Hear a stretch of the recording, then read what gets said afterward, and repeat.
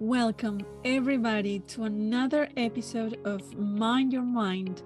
I am Roxana Parra Sepúlveda, your host, and today we have my friend and colleague, Dr. Jonathan Lloyd.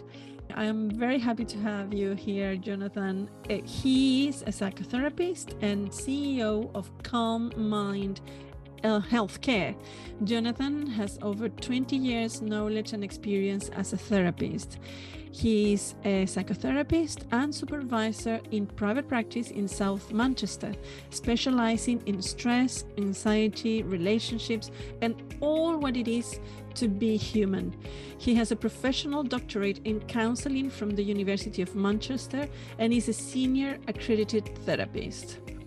He is the founder and CEO of Calm Minds Healthcare Limited, working closely with many large organizations offering bespoke therapeutic support to their staff, a keen advocate of staff well-being, appropriate mental health support, and promoting compassionate and assertive leadership backed by a good understanding of business, with a previous life working as a managing director for a corporate insurance broker for 20 years. Jonathan is a published author as well and presenter at the international conferences, director of the International Attachment Network. Hello, John. Welcome again. It's so good to have you here. How are you doing?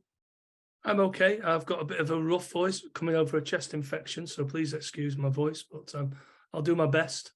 Yeah, we can hear you very well and you sound good. I'm sorry to hear that you have had this chest infection, but obviously there is so much going on around, and also so we will be talking about self-care today, no? Yeah. And it becomes quite relevant and important to all what we will be talking about. So do you want to tell us a little bit about your latest projects? What are you up to in these days? Yeah, well, I'm continuing with my busy private practice, seeing clients and supervisees, but also I've recently set up a business called Calm Minds Healthcare. Mm-hmm.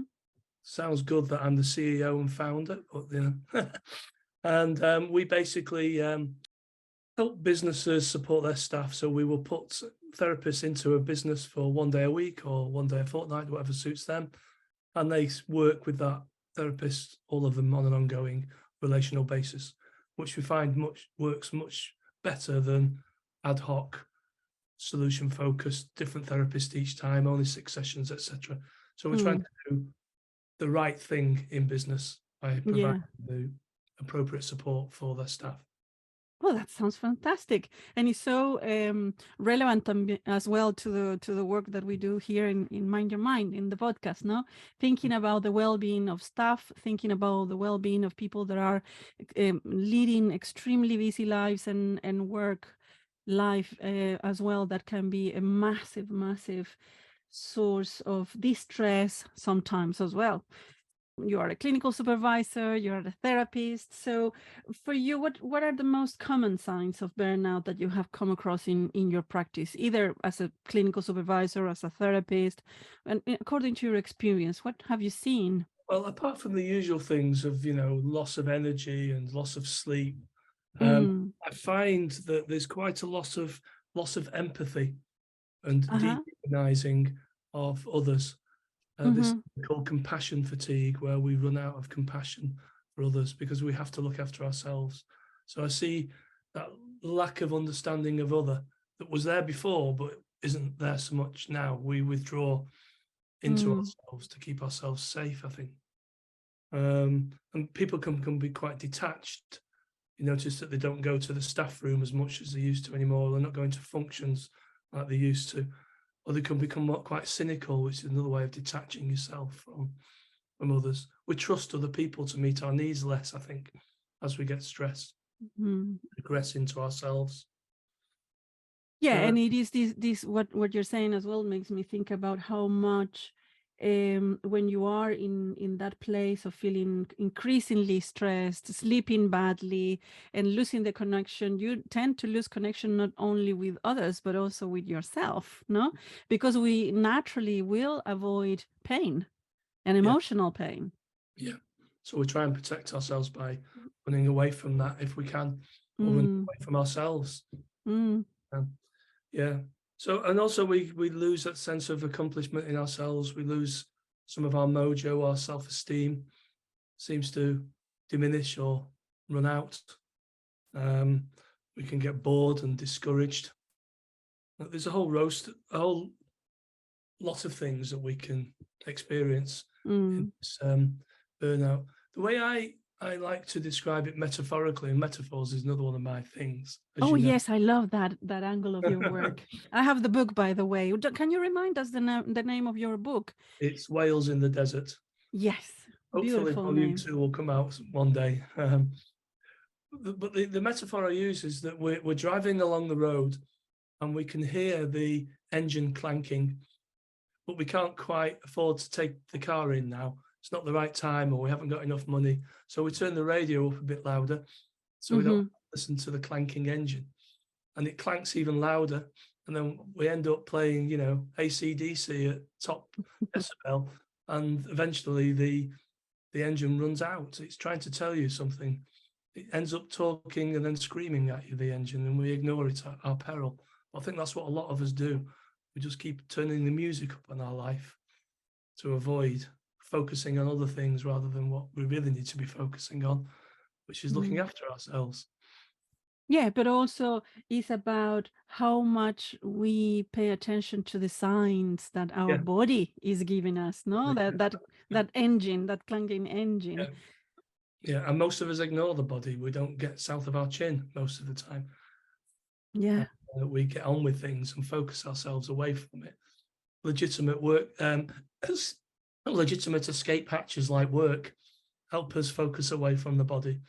And our body's just telling us what we need.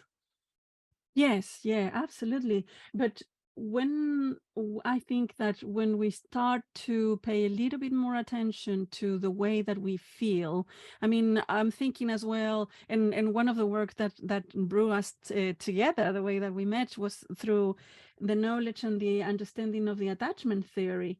And we know as well that the felt experience in every stage of life is something so important, that we do have that sensation of feeling less motivated, or when we do feel safe and secure, that also is a felt experience. It happens in our body, no? Absolutely. And that can be, I think, I don't know what you think about this, but I imagine that the north for starting to do something about the way that we feel is to know when we are going too far or too little and not too often in connection with that sensation of feeling safe within ourselves, secure and secure in the world as well.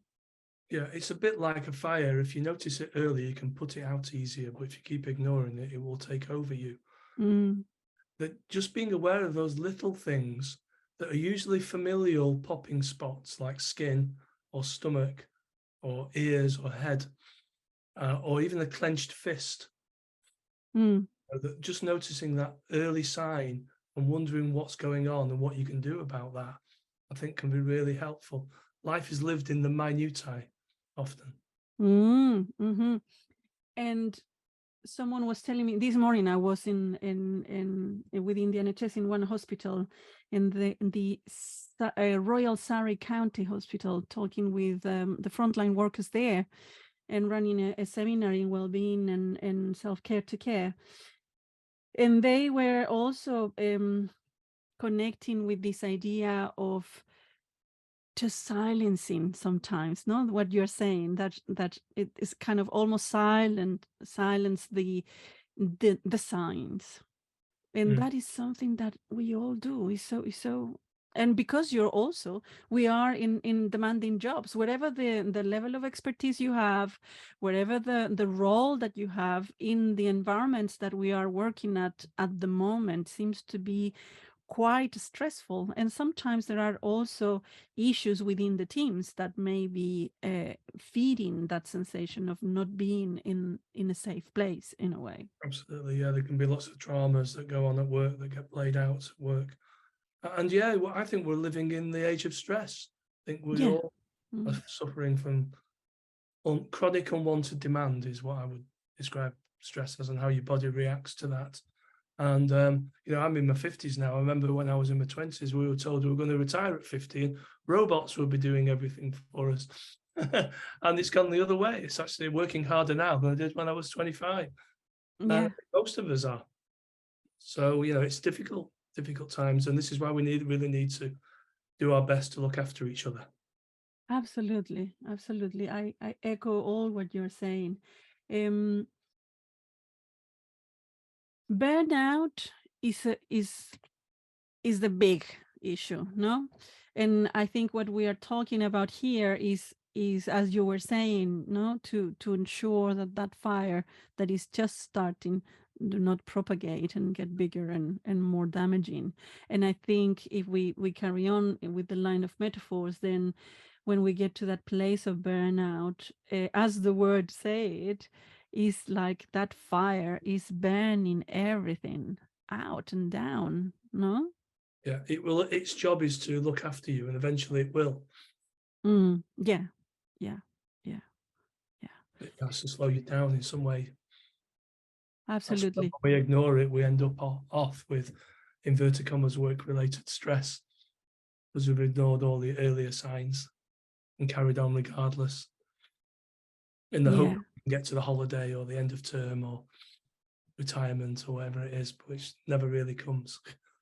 And also sometimes what you're saying makes me think about this notion that the grass is greener in the other side of the road or in your neighbor's garden, and there is a quest, I think, for sort of achieving something or achieving happiness or achieving, getting into that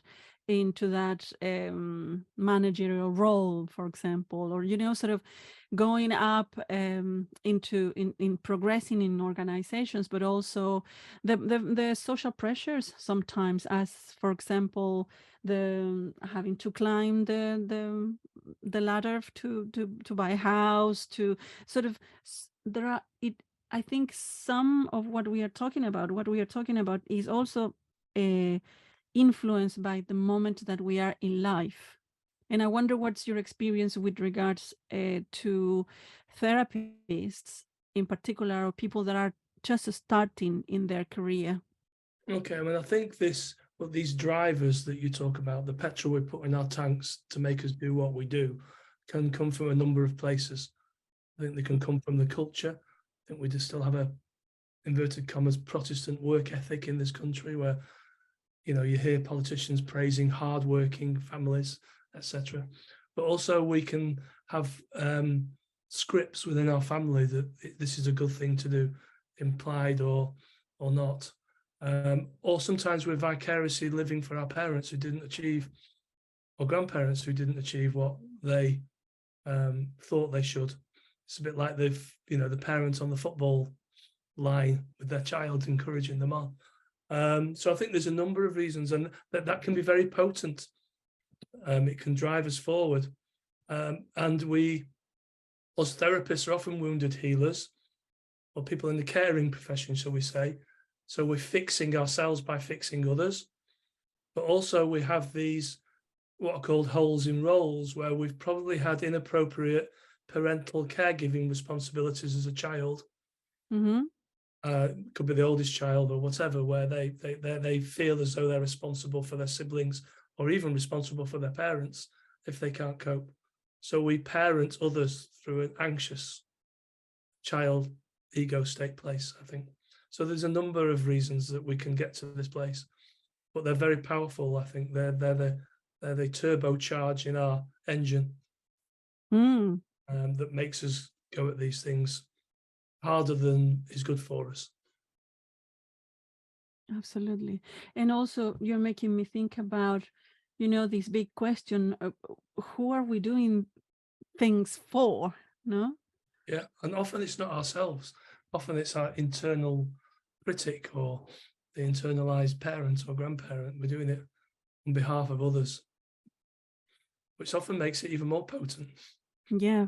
And and we see, you know, is so often what we see in caring professions, that there is not much balance, or there is no balance in the care for others and the care for self, because there is, as you say, no, it comes from our own upbringing, our way to relate, our way to be in the world, that will lead us sometimes to sustainably maintain relationships that are caring relationships Yeah. more than Yeah, we're better at caregiving than caretaking. Caregiving is care. it helps us. It Yeah. helps deal with our anxiety, but it's a never-ending cycle of anxiety and helping others. Mm. Where taking care from others can feel alien if that's never happened to you appropriately. In actual fact, you don't trust it. So it's much easier to look after others. Yeah, than Anxious be place rather than than, yeah, yeah, than being taken care of from others, you mean? yeah. And I think Yeah. we find people in the helping profession tend to find it hard to go seek help from others because it's normally their role to do that. Yes, yes. And that's why I always think about the importance of professional communities as well, and thinking about what our self-care strategy will look like, and what our support system will look like. And I'm not sure if people just starting in this line of work learn enough about it in training. What's your experience with regards to that? Well, I think professional development groups seem to have disappeared off the agenda, and that was a good supportive element of training back in the day. And it can be an isolating profession, the helping profession. So you can be on your own a lot of the time. You're either on your own or you're helping someone. And you know, my definition of resilience is knowing someone is there for you. You know, no one Mm-hmm. understands you and supports you. That gives you a lot of um, courage in the world, for want of a better word. You know, you can do things when you know you've got someone's got your back. But if you don't feel as though anyone understands you or has got your back or supports you, isolation can be a very dangerous place for us human beings, not only just mentally but physically as well. We can go for all kinds of coping strategies when we're on our own. So engaging with other people and making an effort to do that is crucial, I think, in this world, but also particularly for helping professionals. Mm. And that includes identifying if you need the support of a professional as well. That will be part of your support system, no doubt about that. So it's making me think about what we're saying, making me think about that very important role that therapy and reflective practices in general. I mean, everybody knows by now that I'm a big advocate of therapy. No, I always say here in the Mind Your Mind that don't be afraid of going to therapy, although it can be scary and a scary thing to do and a scary step to take. But it's about finding those reflective spaces, no? Absolutely. I think, we're talking about attachment and the positive aspects of reflective discussion to allow you to feel understood, be understood, and show some understanding of others is crucial in being human. So I think it's great that therapists are able to do that with their supervisors, but I think businesses have systems where reflective discussion can take place, where you can have a meeting about how things have gone in a more relaxed, reflective, adult to adult state, rather than this running around in a very stressed out, putting fires out state. I think it would be very useful for most organizations to set up that possibility. It helps. And the persistent argument to that is there is not enough time. If people gets out of their desk to do an activity, they go back to a gazillion amount of emails again, and how that cycle can really change. But I believe that reflective practices as well can be incorporated in a way that will help us to not only increase the well-being of the staff, but also to influence positively in the practice, in Absolutely. their practice and the work they do. I wholeheartedly agree. I think it's a false economy not to allow for reflective. And I would question how things are going when you don't have reflective. Is it working for you, the current system? We don't think it is. So yeah, I think making that time will actually end up being beneficial and profitable for the organization in the end, because people will be pulling in the same direction. They'll be understanding each other. There'll be more teams, there'll be more collaboration, there'll be more communication. The profit of the business will go up when that happens. Absolutely. So this is a crucial consideration. Yeah, I was in one of the episodes with our mutual friend Christian Herman. We were talking about why we work in tandems, no? And Christian was saying that how important it is to know that you are felt by your team. No, pretty much what you were talking about as well. That is so important for us to know that there is someone else that is, holding our back, even though they are not there when we are doing what we need to be doing, but that that there is others are around you and somehow behind you and supporting you in the process that you are facing every time that you are working with clients and making deals and attending sessions, etc. And that can be, again, such a good way of preventing burnout. Massively so. I mean, the baby, when it knows that the mother is around and understands it, can go off and explore the world. And we don't really change. Yes. If we know someone's there for us, we can go and explore the world and be creative and be kind and be compassionate and do all these wonderful things, knowing we're coming back to another that understands and gets us and has our back and cares for us. And inverted commas, loves us. Absolutely. Absolutely. It's about knowing that you are listened, that you are loved, that you are in the mind of others, that that also gives a value, no? A good example of this is, when you're in a busy street, you'll know this in London, and you let somebody down the street because there's not enough room for the car. And if that person doesn't put their hand up to acknowledge you, you feel really annoyed because they haven't acknowledged that you've done something for them. And that's 1 second. Yeah. Yes, absolutely. Really angry that person just hasn't put their hand up and acknowledged. They've just driven on and ignored us. So this is an example of what I'm talking about. If we do that on a bigger scale, that we're not understood, we're not cared for, we're not listened to, those 1 seconds are happening all the day. Yes. And then they are accumulated. And by the number 10 or 15 of those mini moments, that micro moments, then is when comes the big reaction, no? Yeah, we will rebel or go on strike or fight back or be angry. Yeah, or simply, or be simply angry or very annoyed by the email that your colleague sent you, for example, no? And so reacting in that way with that environment. So you mentioned the definition for resilience, and can you tell me again what's your definition for resilience? I say resilience is relational.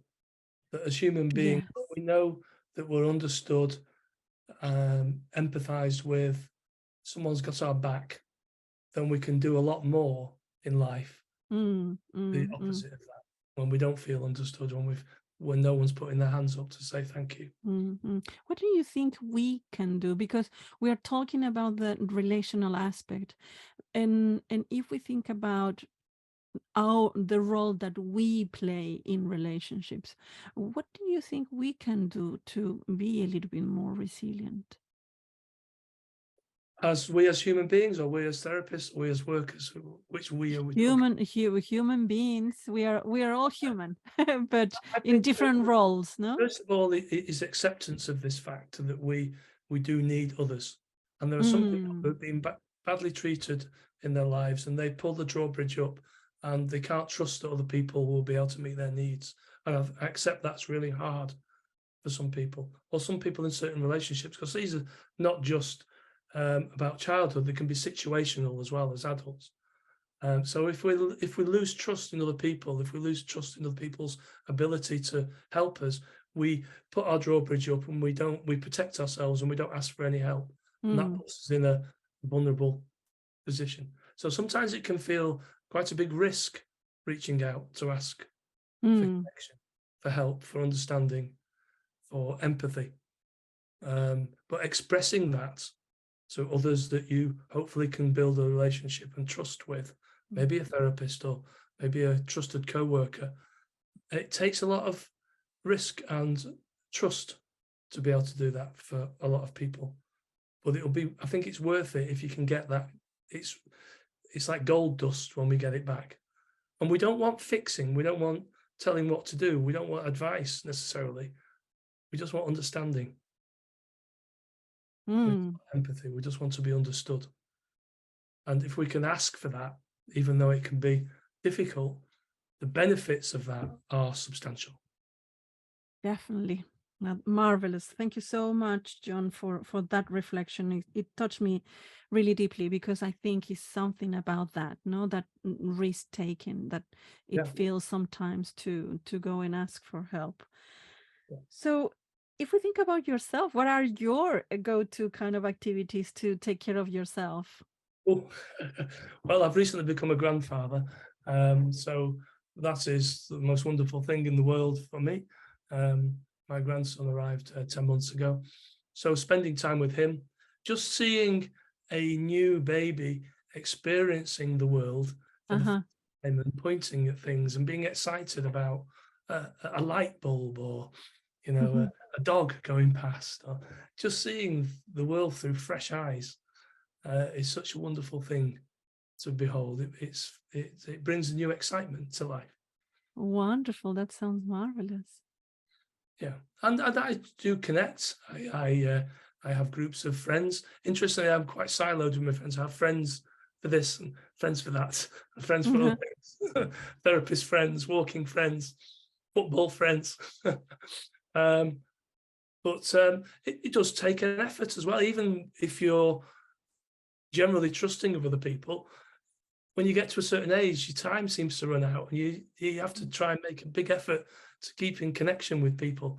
And just waiting for those phone calls doesn't work. You have to, arrange those meetings and arrange those nights out and arrange those appointments, because just sitting there, everyone's just waiting. Yeah. Thank you so much for saying that. We're reaching the end of today's episode, and I really want to stay with that very message, which what you just said, that sometimes we are waiting for a call. We are in that place of, well, nobody calls me, I cannot do anything, I'm alone or feeling lonely, or there is nothing interesting to do because nobody is interested in making connection with me.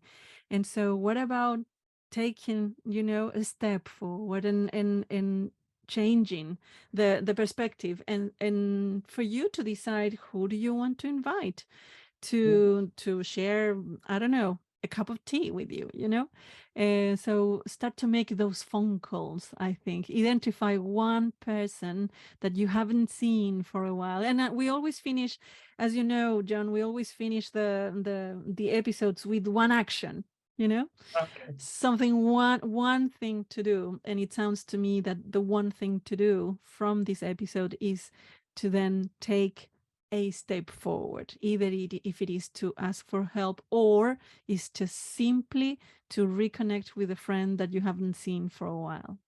Absolutely, it's worth the risk. Definitely. Worth okay. Worth the effort. Yeah. So it's lovely to talk to you. Thank you so much for being here today. And I'm sure we will be seeing each other at some point again. And I'm looking forward to that. So thank you, John. Me too. Thank you, Roxana. Lovely to speak to you again.